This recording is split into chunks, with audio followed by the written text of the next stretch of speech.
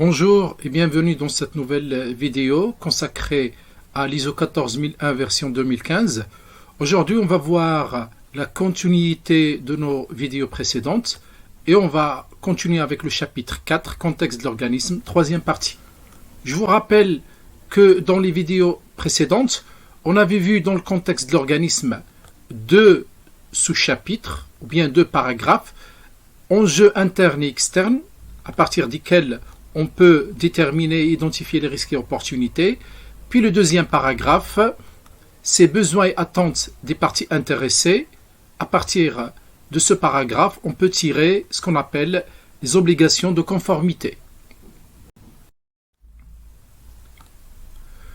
Rappelons que les clauses du chapitre 4 sont 4.1 compréhension de l'organisme et de son contexte, 4.2 comprendre les besoins et attentes des parties intéressées, 4.3 domaine d'application du système de management environnemental et 4.4 système de management environnemental.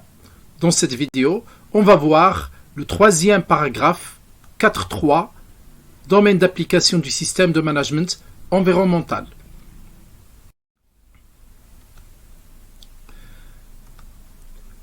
L'organisme doit déterminer les limites et l'applicabilité de son système de management environnemental.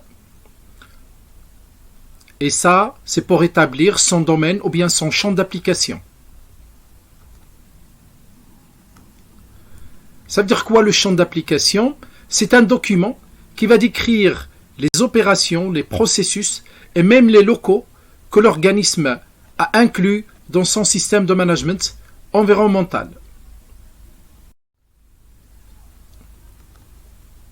Le champ d'application du système de management environnemental a pour objectif de clarifier les limites physiques et les limites organisationnelles ou bien fonctionnelles auxquelles le système de management environnemental va être appliqué.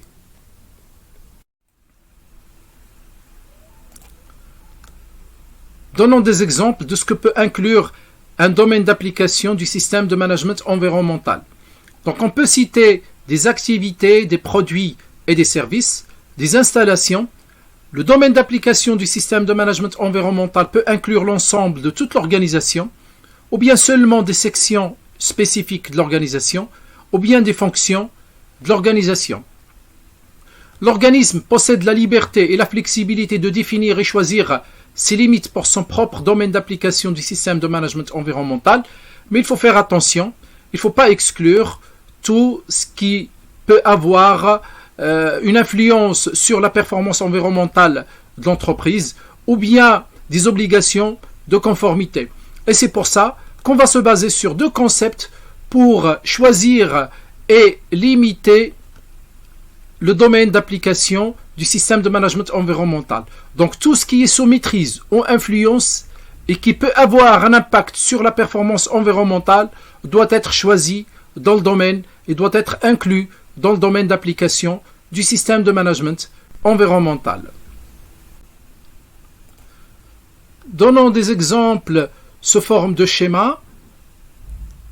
Donc on peut, pour une usine donnée, on peut limiter notre domaine d'application du système de management environnemental à seulement quelques sections spécifiques et non pas à toute l'usine. Donc les autres sections peuvent être considérées comme des parties intéressées par rapport à notre domaine qui est délimité ici en rouge, par rapport à notre domaine du système de management environnemental. Le domaine d'application du système de management environnemental peut ne pas couvrir toutes les fonctions de l'organisme. Dans cet exemple, on voit bien que la fonction service après livraison n'est pas inclue dans le champ d'application du système de management environnemental. Bien sûr, cette exclusion doit être justifiée.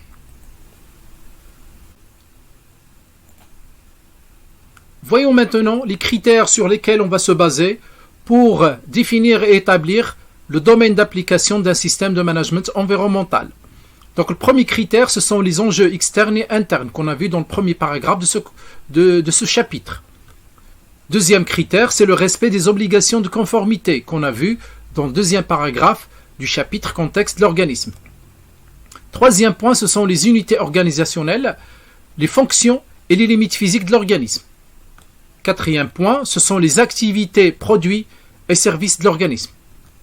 Et cinquième point, c'est l'autorité de l'organisme et sa capacité de maîtrise et d'influence. Schématisons ces critères comme suit.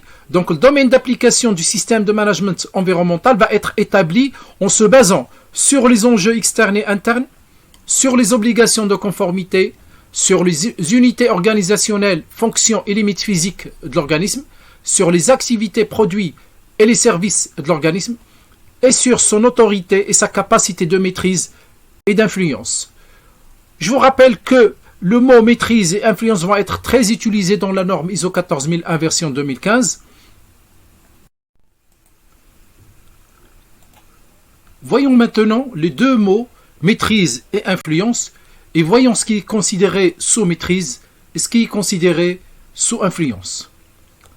Commençons par ce qui est considéré sous maîtrise. Donc on peut distinguer ce qui est sous maîtrise totale et ce qui est sous maîtrise partielle. Ce qui est sous maîtrise totale, c'est tout processus ou activité réalisé sur site par le personnel de l'organisme, en citant l'exécution opérationnelle, mesure et contrôle et les actions correctives. Alors que ce qui est sous maîtrise partielle, c'est tout processus ou activité réalisé par un prestataire externe qui va être réalisé sur le site et conforme à des exigences contractuelles et ça va être évalué régulièrement. Considéré sous influence, donc on peut distinguer les processus ou activités réalisées par un prestataire externe mais qui détient la maîtrise selon un contrat prédéfini avec le site, ou bien tout processus ou activité hors relation contractuelle entre le site et des parties intéressées. La capacité d'influence peut comprendre l'échange d'informations, comme des données réglementaires, des données opérationnelles, des consignes, des règles de bonne pratique, ou bien des retours d'expérience.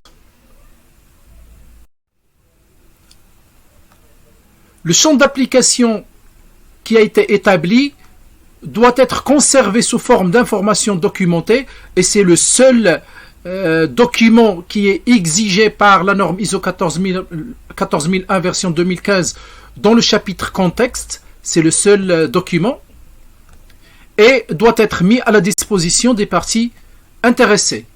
Cette vidéo est maintenant terminée. Je vous remercie et à la prochaine vidéo.